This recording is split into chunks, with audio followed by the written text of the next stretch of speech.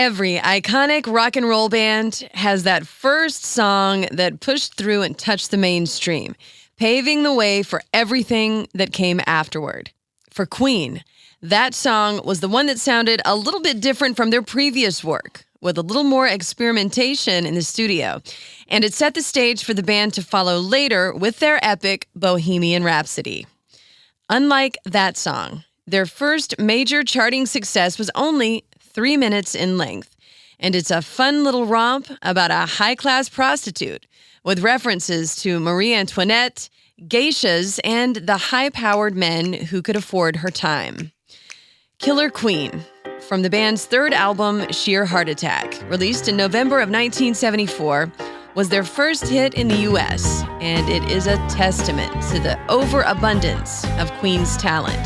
When a funny, poppy, almost cabaret song with killer guitar riffs about a high-priced call girl can fly up the charts around the world. If you like this episode, give it a like at the end and don't forget to hit that subscribe button. Killer Queen was written by the late, great Freddy Mercury. Mercury wrote the lyrics for Killer Queen first and then the music, a reversal in writing style for him. And this may be because of what happened just before going into the studio to record the Sheer Heart Attack album.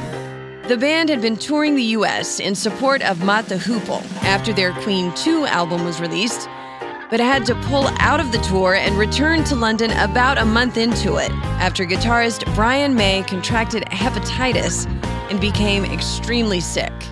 This was around May of 1974, and the remaining members of Queen went directly to the studio upon return and started to work, with May only joining toward the end of the sessions after he had recuperated. This was a hard time for Queen, who were actually living in poverty due to their terrible deal with Trident Studios, who had signed them to an awful management deal in which they saw nearly no money. They were incredibly unhappy with how their 2 previous albums had sold. They were broke and living in dumpy apartments around London, and their guitarist was now extremely ill. Somehow, even under these circumstances, the songs kept coming to Freddie Mercury, who knew the band had to make an impact and soon, or else they could be dropped out of their deal with EMI Records. The other members of Queen, drummer Roger Taylor and bassist John Deacon, toiled in May's absence in the studio with Mercury, also driven to make the best possible album they could and win the day, as it were. So this may account for why the songs on Sheer Heart Attack have a kind of underlying urgency to them. And there's also a theatrical sound to this album that hadn't been there on Queen's previous material. At least not to this degree. It was the thing that made the impact Mercury was looking for.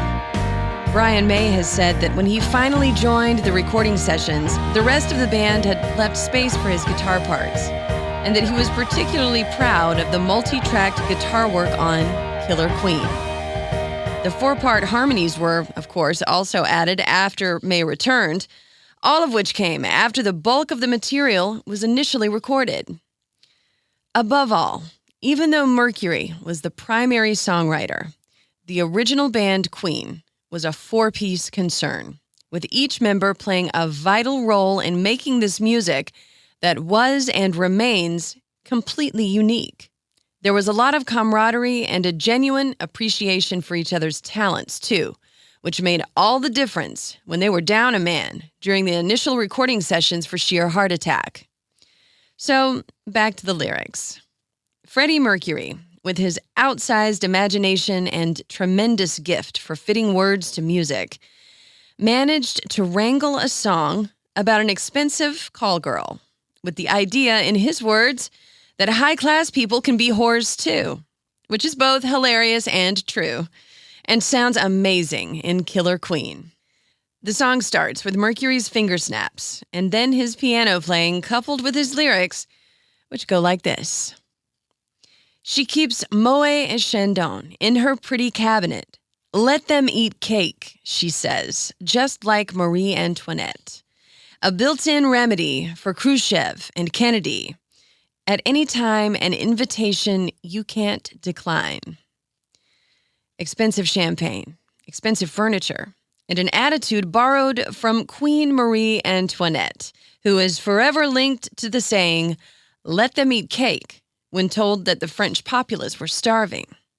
An entitled, awful thing to say, even though it was likely a philosopher who actually said it in reference to her general attitude toward her people. And it was this attitude which did get her beheaded during the French Revolution. A woman of expensive tastes, one of the main charges against her was the depletion of the national treasury. And she, of course, was guillotined in public, something the revolutionaries in France saw as completely necessary in order to move forward as a country. The references to Khrushchev and Kennedy in Mercury's lines do a good job of outlining the type of clientele this killer queen could attract. Soviet Communist Party Secretary Nikita Khrushchev and President John F. Kennedy were among the world's most powerful leaders in history, famously butting heads with one another in a series of events that led to the Cuban Missile Crisis.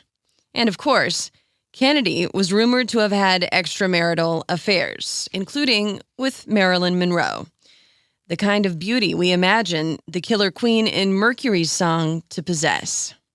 And the song goes on, with the pre-chorus outlining how well his queen was composed. Caviar and cigarettes, well-versed in etiquette, extraordinarily nice. And then the chorus. She's a killer queen. Gunpowder, gelatine, dynamite with a laser beam, guaranteed to blow your mind. Anytime. So Mercury is saying that she's as dangerous as a gun and the gunpowder in it. Dynamite ready to go at any time. For the right price, of course. Ballistic gelatine is a gel used to simulate muscle tissue in researching how bullets penetrate flesh, which is indeed mind-blowing to think about in the context of this song. And it goes on. Recommended at the price. Insatiable and appetite. Want to try. To avoid complications, she never kept the same address. In conversation, she spoke just like a baroness. Met a man from China, went down to Geisha Minor. Then again, incidentally, if you're that way inclined. Now, these lyrics are so very interesting. Here, the killer queen is discreet, never keeping the same address, and speaks in a way that marks her as a member of high society. The interesting part comes after she met a man from China and goes down to Geisha Minor, which is such a clever play on words on Mercury's part. There is no such place as Geisha Minor, of course.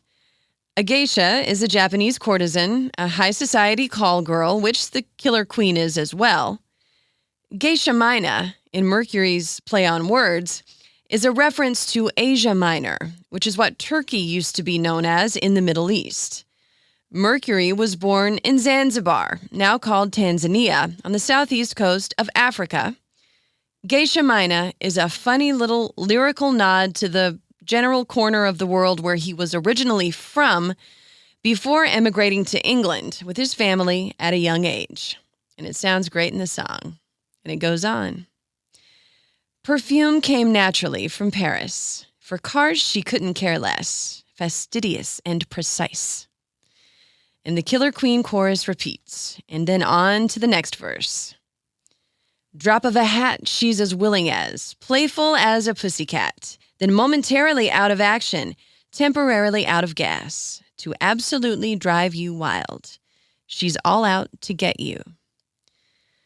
The killer queen taunts her clientele, hooks them in like a cat hunting a mouse, both giving and taking away. A real pro at her game, so to speak. And the chorus repeats and the song fades after these lines, reminding you that she's available for a set cost with absolutely no room for negotiation. Recommended at the price. Insatiable and appetite. Want to try. Killer Queen is rock theater at its very finest. A song about dancing with the devil herself, and it went all the way to number 12 on the Billboard Hot 100 chart when it was released in October of 1974, a month before Sheer Heart Attack hit stores in the States.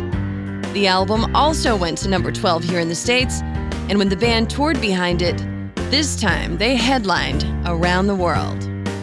Killer Queen was the pivot point for the band, who went on to make what many consider their masterpiece with their next album, A Night at the Opera, an album that includes the aforementioned Bohemian Rhapsody. Queen are one of the cornerstones of classic rock music, truly a band that have inspired countless musicians after them, including their current lead singer, Adam Lambert. The original Queen and the songs that they created together will forever go down as downright crucial to rock and roll. Grandiose, fantastic, and deadly talented. And I'll leave you with one of my favorite Freddie Mercury quotes, which kind of says it all about how he felt about what he and his bandmates in Queen were doing at that time, with a sort of stiff upper lip and get-on-with-it attitude often attributed to the British.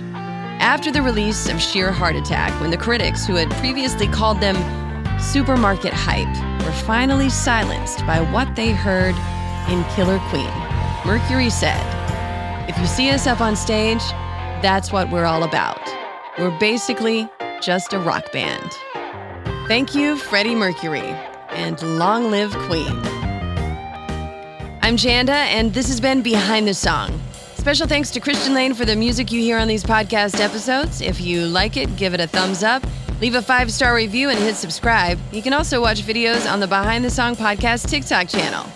On the way, much more classic rock and roll.